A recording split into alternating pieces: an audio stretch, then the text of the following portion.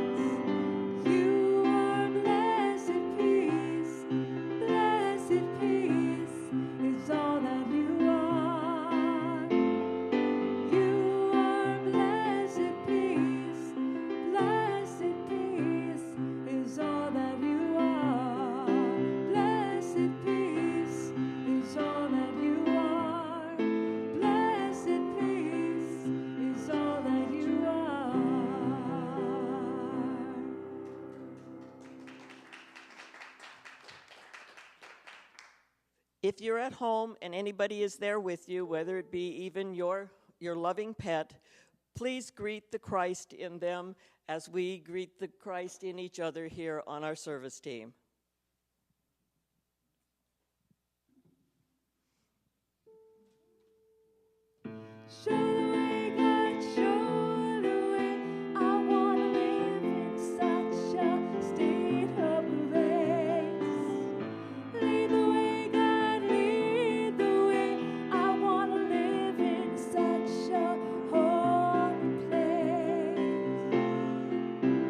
Such a holy place.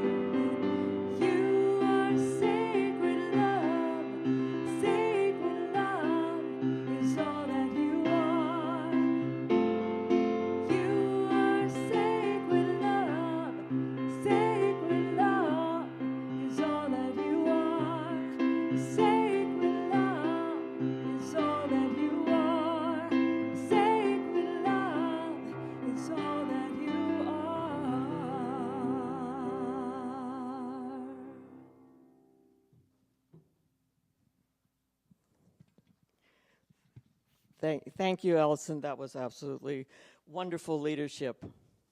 Today, as I said, we're going to have a community update time, so it's time for me to change hats. Because our interim minister, Reverend David Mosher, has already given several updates about our transition, and he will continue to do so.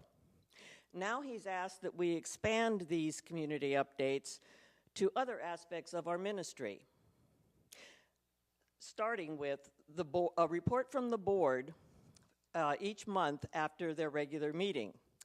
Well, I got picked to go first. This is my 8th year being a board member during my 15 years here at Unity of Pasadena. I was treasurer for 3 years before being president from 2014 to 2017, and now it's my second stint as treasurer. Therefore, I've seen many abundant cycles of ebb and flow over the years. So guess what my report is on? Finances, right? Everybody's favorite subject.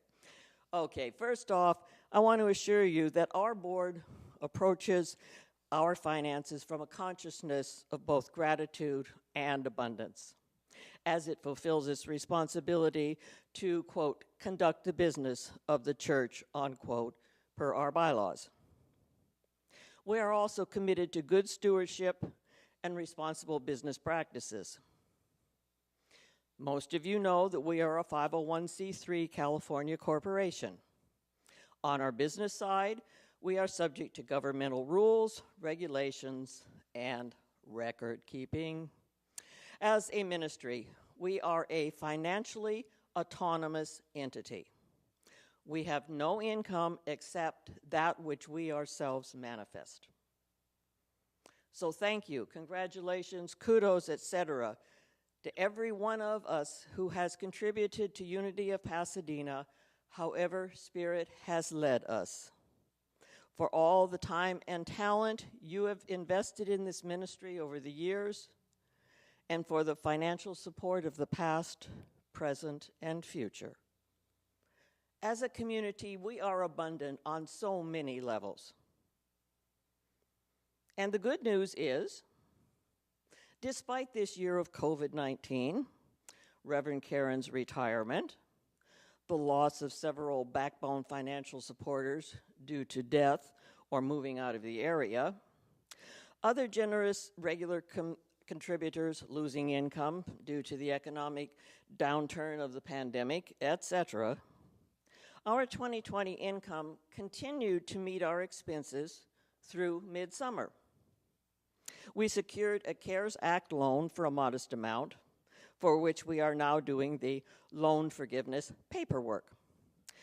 We also secured a grant for a chunk of the live streaming setup costs. We have fewer staff expenses at the moment, having a part-time transitional minister, and the utilities and non-durable supplies have gone down some because we're not using the building very much. We still have the majority of our rental income streams that we budgeted for in 2020, except for the various 12-step groups who now have to meet online. We lease our former children's room to a therapist, and a small church pays rent to meet here on Sunday afternoons. The bad news is, since midsummer, the monthly income from tithes and love offerings has dropped off below half of normal. We've had to start making transfers from our reserves to meet monthly expenses. We now have just enough reserve to cover 3 months of expenses if we had no income. For a business entity, that is an inflection point. We still do have about 70% of our usual income as of today. However, we still have nearly 90% of our regular expenses, which is an unsustainable business model. At Unity, we believe in abundance, in a universe of plenty. We believe in ourselves as children of God and in our ability to manifest for what we passionately believe in. Your board can set a budget, monitor and cut expenses, hold space for unexpected blessings, and be your good stewards. But we don't do that in a bubble. We need you, our membership, and other supporters, newcomers, regular visitors, and friends to participate with us in planning our future abundance, just like you are participating in the transition. They go hand in hand. So, 3 weeks from today, we will be holding a virtual all-community meeting on Sunday, December the 6th, to share our financial position in detail, discuss with you what this means, listen to your thoughts, and explore available options for us to manifest financial abundance. Please plan to attend. It will be at noon. You'll be able to attend this Zoom meeting whether you have a computer, a tablet, or just a phone. Meeting details on how to connect will be forthcoming. And now, Norma will do our celebration of community.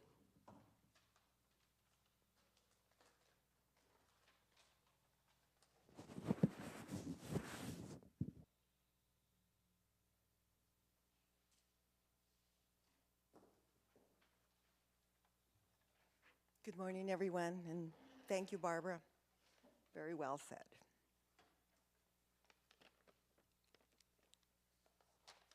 This is the part of our service where we celebrate our community, Unity of Pasadena. Please join me in stating our vision statement. United in spirit, we are a beacon of light and love that catalyzes a global we-volution.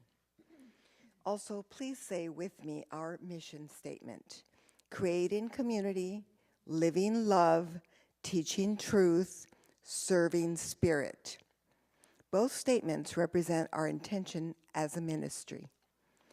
We have many ways to connect throughout the week. I will share a few highlights, but please check our app and website calendar for all of the latest happenings. First, we have appreciative inquiry. That will take place today from 3 to 4 o'clock. It'll be on Zoom, and the Zoom link and more information in participating will be available by emailing Reverend David at revdavid.uop@gmail.com. Again, that's revdavid.uop@gmail.com. Secondly, Thanksgiving, Sunday, November 22nd at 11:45. We invite you to bring your own brown bag lunch, of course your face mask, and a chair so that we can participate and partake in fellowship together. Of course, observing social distancing. And lastly, virtual memorial for Reverend Marilyn Roth will be held on Saturday, November 21st. It will be streamlined live from our sanctuary. However, the church will be closed for this occasion. This is only an online memorial service. It will take place on our Facebook page or Unity of Pasadena YouTube channel at 3 p.m., again, November 21st. Praying with others is a core practice in our ministry. If you would like to have prayer today, please enter your prayer request in our mobile app, on our website, or in the body of our Friday weekly email on the bottom. We will hold all requests in prayer and then forward them on to Silent Unity, our 24-hour prayer ministry at Unity Village in Missouri, where they will be held in prayer for 30 days. Donna Gannon is our prayer chaplain of the day, and we'll be doing today's meditation. And today's daily word is kindness. I flow with divine love as I give and receive kindness. The word kindness triggers feelings of warmth, connection, and love in my heart. I smile as I recall ways that friends, family members, and others have shown me kindness. I feel, again, the gratitude and blessings I experienced in those moments. Gratitude, love, and a beautiful awareness of connection fill my heart and mind in a remarkably similar way when I remember kindnesses I've shared. The movement of electrons through a wire creates a current, a flow.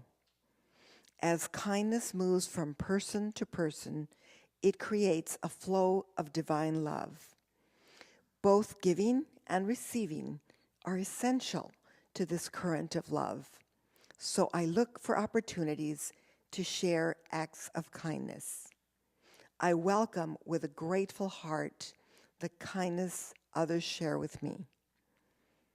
Now, Micah 6:8 says, "What does the Lord require of you but to do justice and to love kindness and to walk humbly with your God?"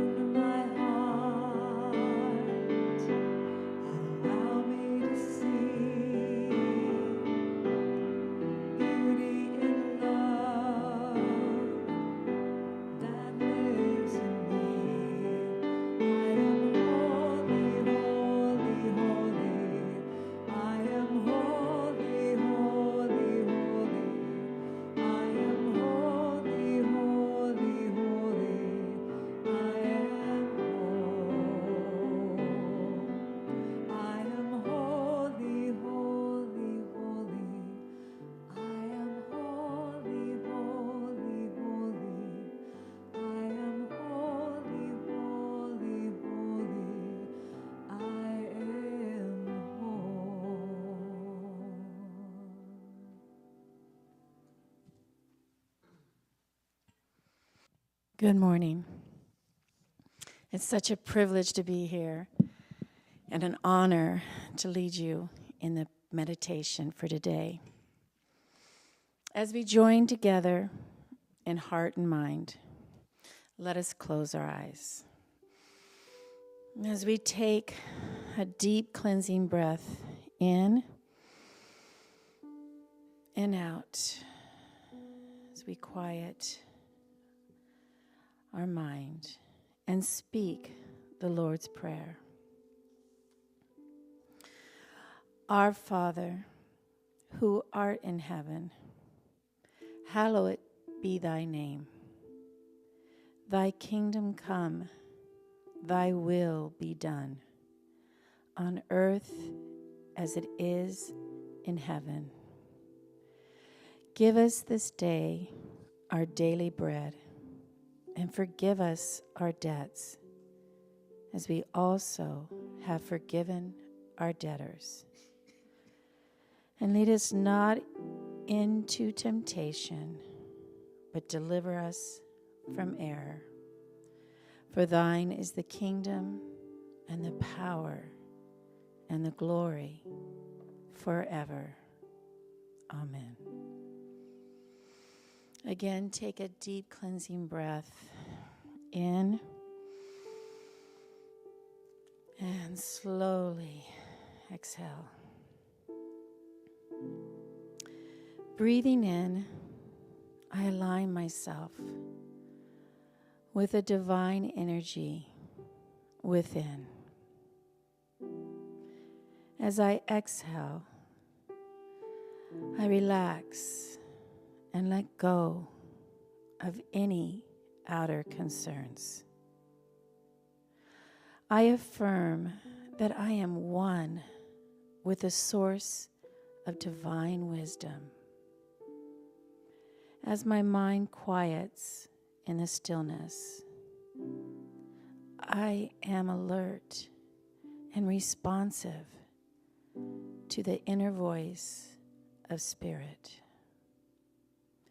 Clarity and intuition seep into my awareness.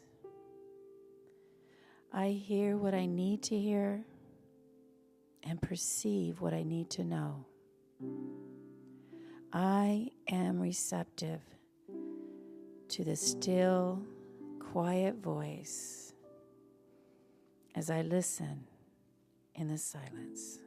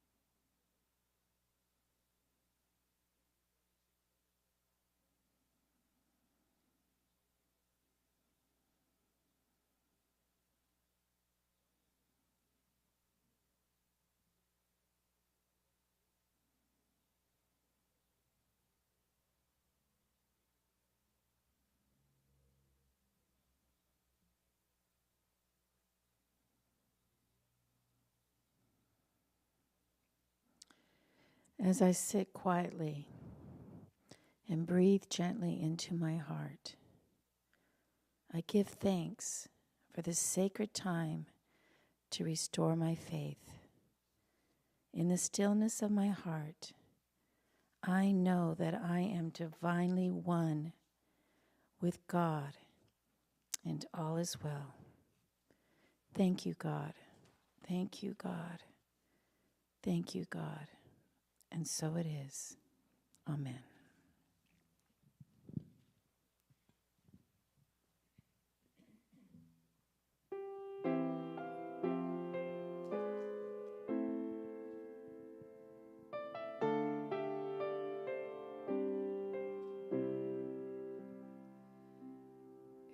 could give one gift to you, solid as the morning dew, a window pane the light shines through, the spaces in between us, a gift for you my heart would bring, the sweet release of everything, the breath I take before I sing, the spaces in between us, trusting in what might arise without a thought preceding, as simple as a baby's sighs, resting and receiving.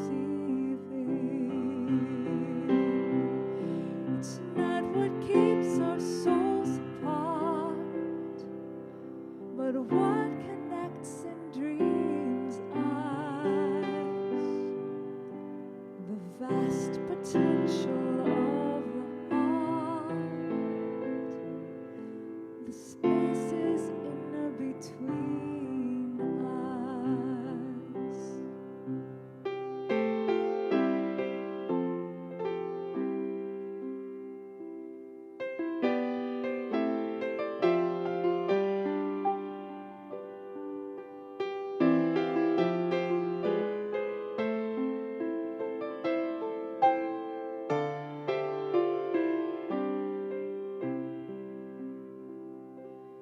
So I offer what my heart has found, the silent love that's all around, a symphony without a sound,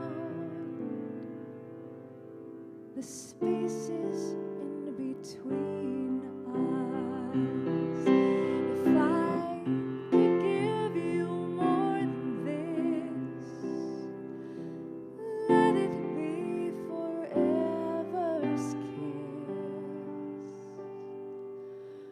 mindful of my mindlessness, the spaces in between us.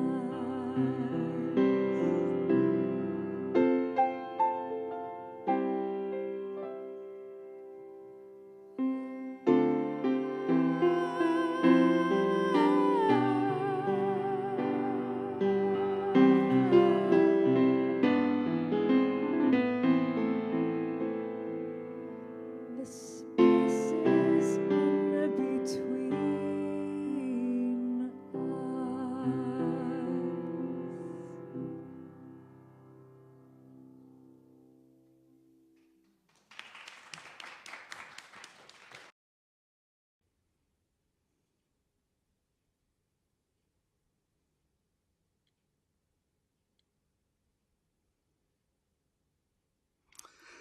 Good morning. It's good to be with you again. And thank you so much, Allison and Levi. That was just beautiful. Just beautiful. So one day, not paying attention to where he was going, a man walked down a street and fell into a hole. And then, with much effort and struggle, he was eventually able to climb out of the hole and move on. The next day, the man walked down the same street, carefully paying attention to where he was going, and fell into the hole.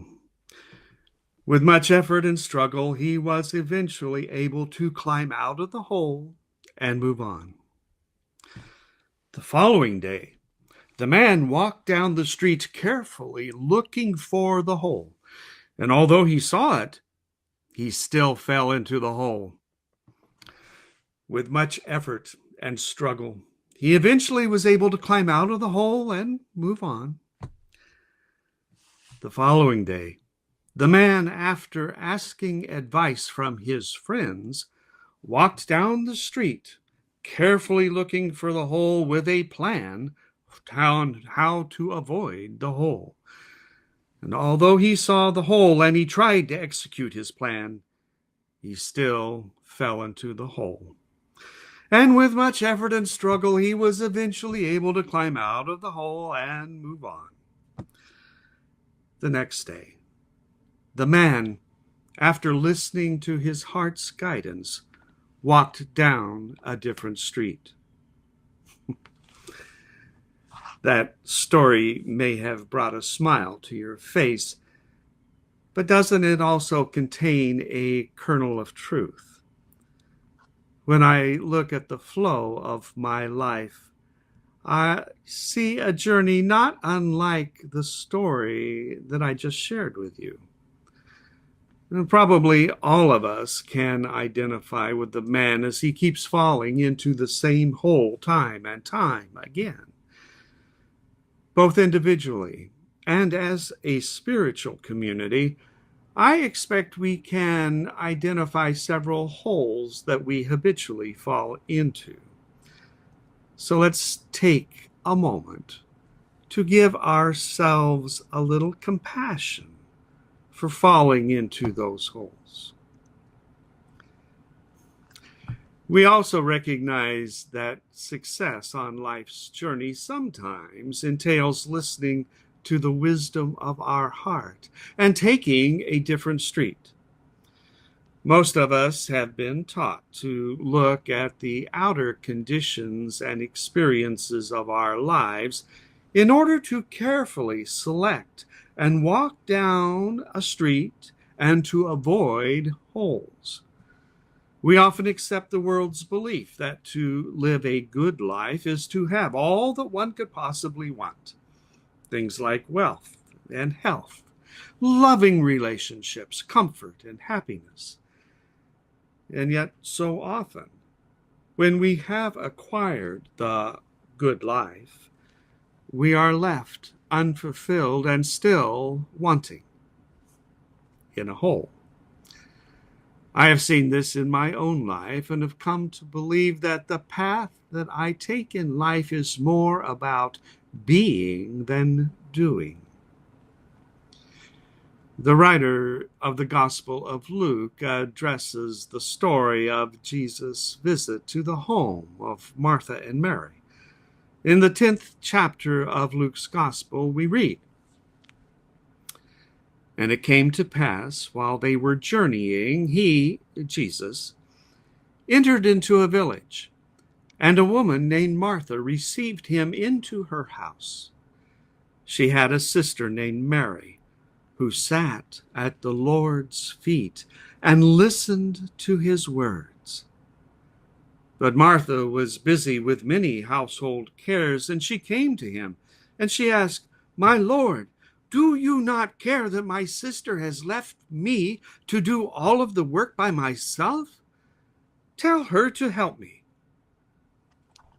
But Jesus answered her, 'Martha, Martha, you are worried and distracted by many things, but one thing is more important. Mary has chosen the good portion for herself, which will not be taken away from her.'" And I end that reading from Luke. Now, this story of Martha and Mary is probably very familiar to you. It speaks on the surface of someone choosing to listen to the wisdom of Jesus. And yet we can discover a deeper understanding when we read it with Unity's metaphysical lens. Metaphysically, each person, place, event is symbolic of our own inner self and the many ways our consciousness manifests. Martha and Mary can be understood as two choices our soul can make when confronted with the spiritual journey. The soul, as Martha, has invited spiritual truth into awareness by bringing Jesus into her home, which metaphysically is our personal consciousness. But after that initial invitation, the activities of everyday life take over, and the soul disengages from spiritual learning and again becomes absorbed in an outer directed focus. After all, the busyness of doing can be necessary and is highly valued by our society. Mary symbolizes another choice our soul can make: to leave the outer activity of doing for the inner activity of listening and learning from our inner Christ consciousness. The soul, as Mary, is quietly in the experience of being. These are two different choices that we face in our spiritual journey. And I am convinced that success on the spiritual journey begins with the choice of being.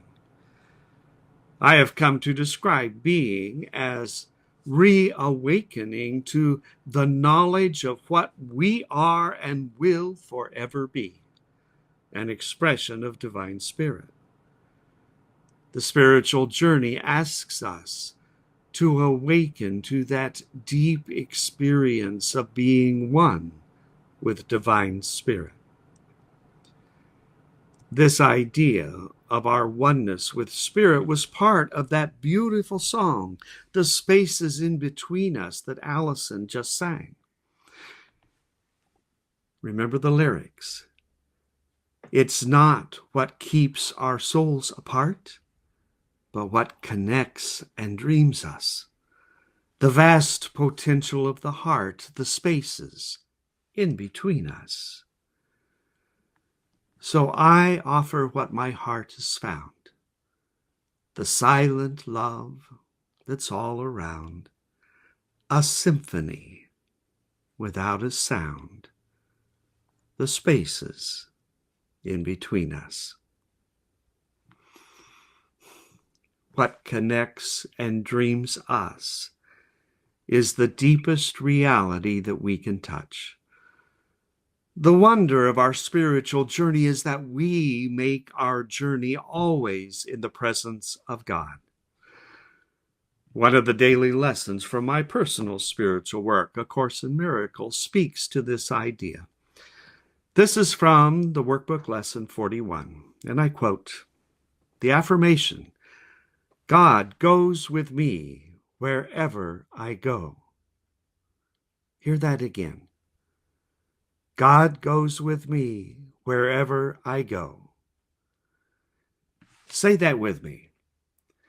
God goes with me wherever I go. It goes on to say, deep within you is everything that is perfect, ready to radiate through you out into the world. You can never be deprived of your perfect holiness because its source goes with you wherever you go. You can never be alone because the source of all life goes with you wherever you go. Nothing can destroy your peace of mind because God goes with you wherever you go. And I end that reading. Choosing between Martha's path or Mary's path may seem self-evident when sitting in a Sunday celebration service. But when the alarm goes off in the morning for us to wake up and start the day, are we willing to make time in our outer directed lives for being on the spiritual journey? Martha's choice is to stay engaged in the doing. Mary's choice is to stop the doing long enough to listen and discover the spiritual wisdom that is present and ready to guide us. In 1886, Myrtle Fillmore co-founder of Unity, found herself in a hole, facing the end of her life because of tuberculosis. She stopped her outer-directed search for a cure and began an inner practice of forgiving and listening while sitting in the spiritual company of Jesus. Her life was transformed by choosing Mary's portion, quiet listening and connecting to Spirit. As Myrtle embodied her new spiritual understanding, people were drawn to her because they too desired to experience being in the spiritual journey. Now, these many years later, we here at Unity of Pasadena are continuing with our own spiritual journey.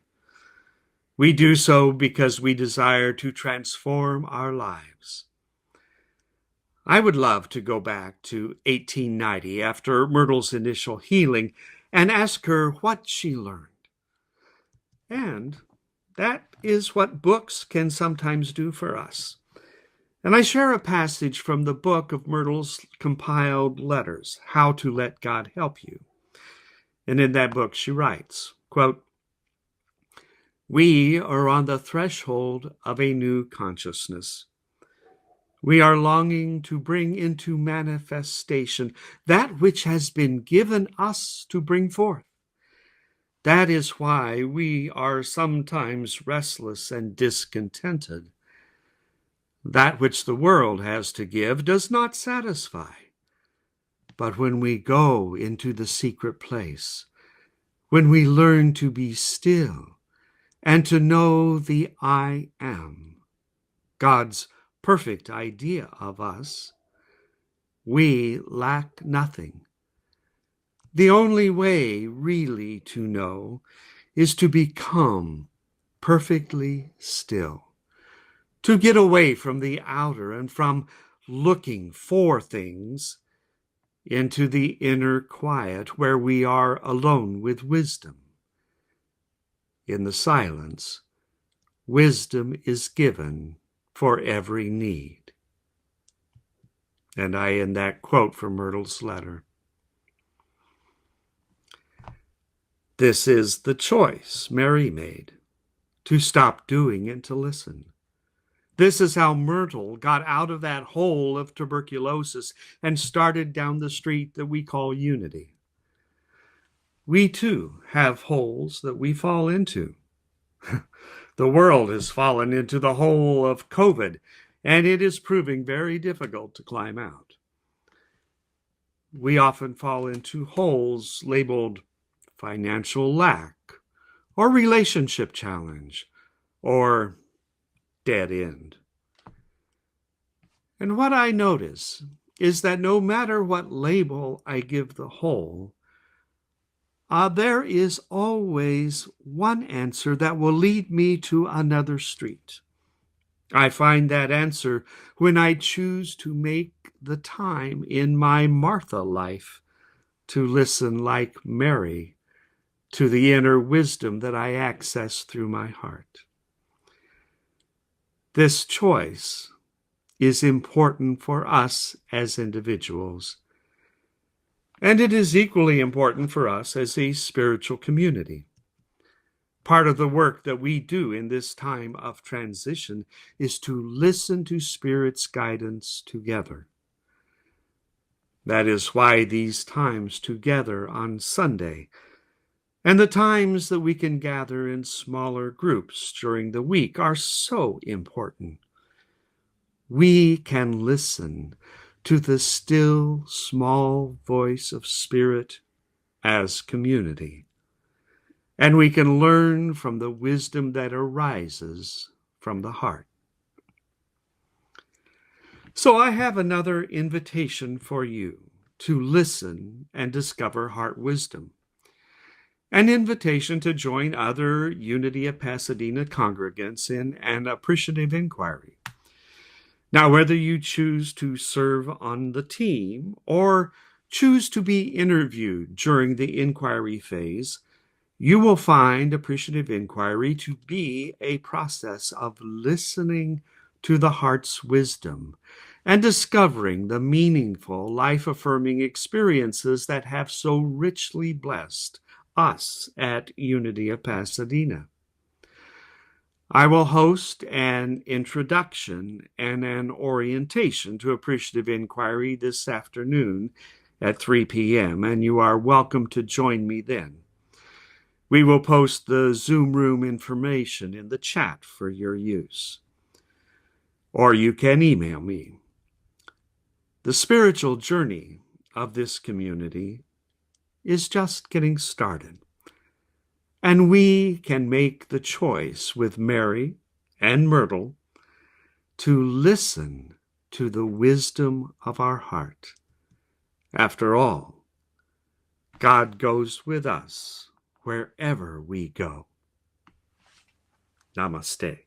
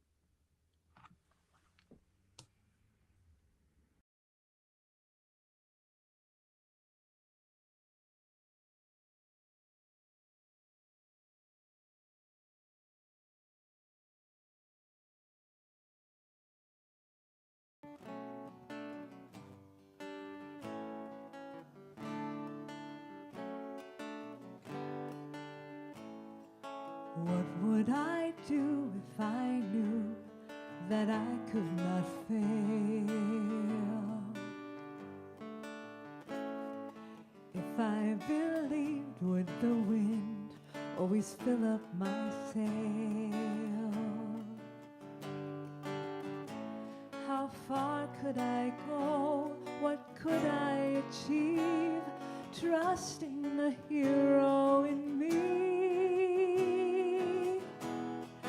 If I were brave, I'd walk the razor's edge, where fools and dreamers dare to tread. I'd never lose faith, even when losing my way.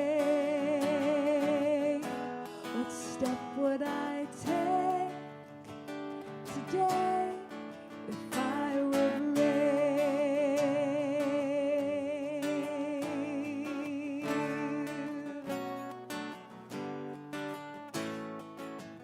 What would I do today if I were brave?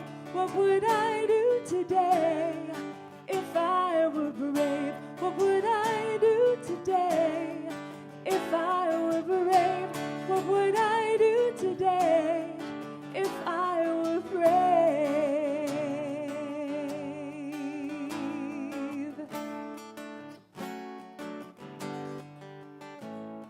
What if we're all meant to be what we secretly dream?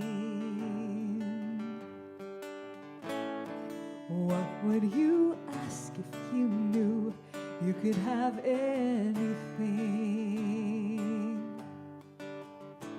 Like the mighty oak sleeps in the heart of a sea, are the miracles in you and me. If I were brave, I'd walk the razor's edge, where fools and dreamers dare to tread. I'd never lose faith, even when losing my way. What step would I take today if I were brave?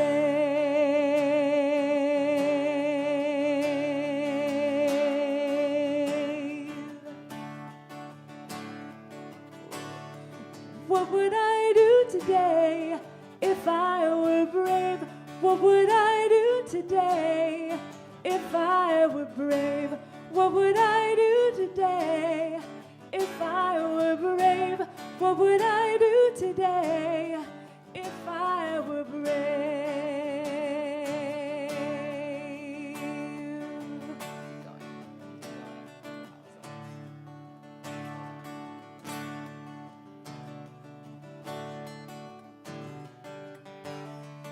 Oh, if I refuse to listen to the voices of fear, with the voice of courage whisper in my ear,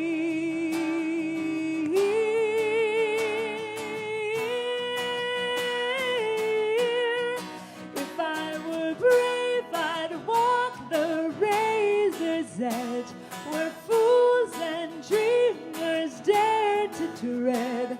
I'd never lose faith, even when losing my way. What step would I take today if I were brave?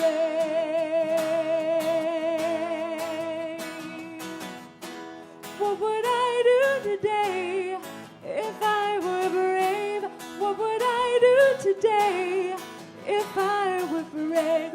What would I do today if I were brave? What would I do today if I were brave? If I were brave, if I were brave, if I were brave, if I were brave.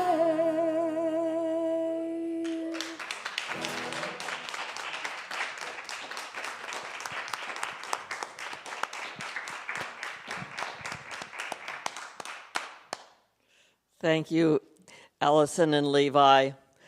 If I were brave, we are brave. We are brave as a community.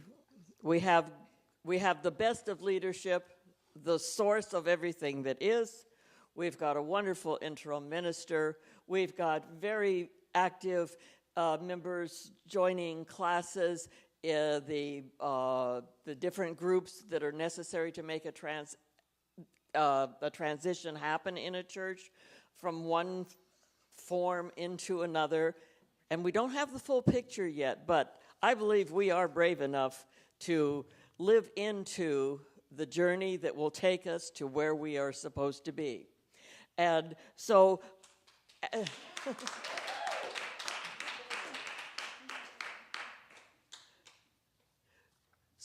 as usual, every gift that we have is some form of love. And we have a love offering. You know it by heart. Let's just say it together. God is the source of my overflowing supply, and I am grateful. And for any of you who've joined us for the very first time today, I know that was probably a whole lot to take in. But I invite you to come back again as we continue on our journey. And for you, any first-timers, all of our regulars out there online and our celebration team here, let's give our unity blessing to ourselves and everyone else. We love you. We bless you. We appreciate you just the way you are. And now we will close our service with the prayer for protection and the peace song. And if the prayer chaplain and celebrant of community would join me on the platform, let's do the prayer for protection that we all know so well. The light of God surrounds us. The love of God enfolds us.